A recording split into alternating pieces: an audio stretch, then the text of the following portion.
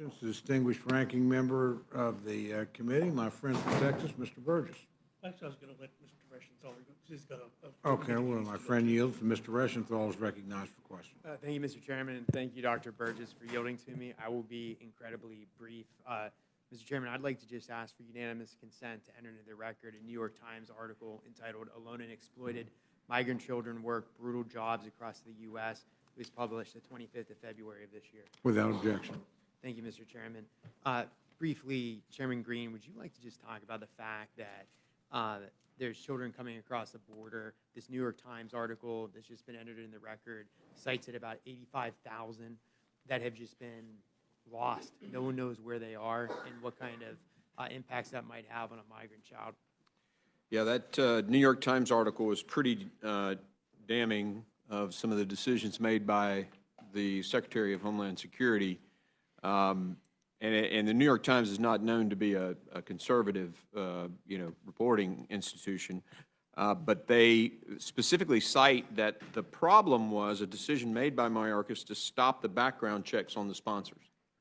And by doing so, these children are being basically collected in 20, 30 to one sponsor, and then being used in incredible inhumane conditions.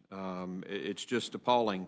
And so you take the 85,000 that we don't even know about. I mean, these are people that went through the program, were sponsored. Some of them, we actually know where they are, but they passed through a sponsor that never got a background check.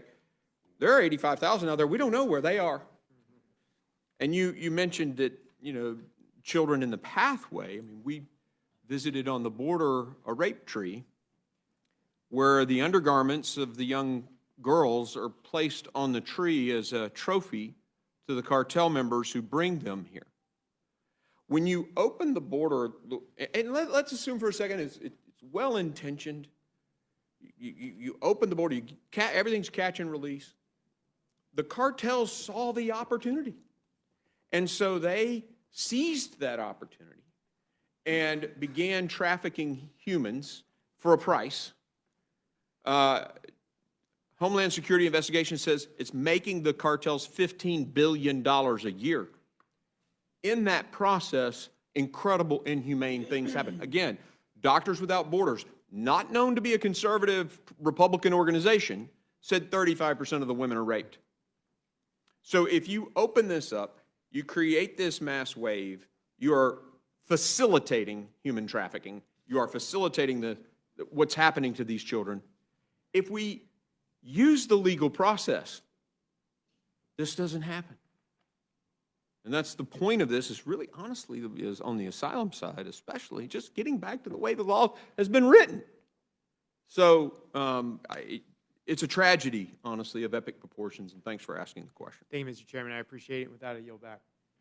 Thank you very much. We now go to my other friend from Pennsylvania. Ms. Scanlon is recognized for any questions she cares to pose. Thank you.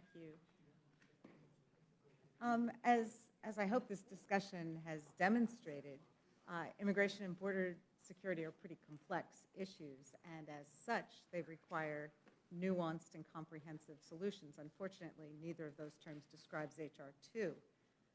It's pretty clear that our colleagues don't actually want to promote meaningful reforms that are required to secure the border or fix our broken immigration system. Hey, before you click on the next video, if y'all could do me a big favor and hit that like button. The algorithm loves it, and so do I, because it helps promote these videos and get the message out about what our government has been doing. Don't forget to hit that subscribe button and turn on your notifications, because every time I put out a video, you want to know about it, right?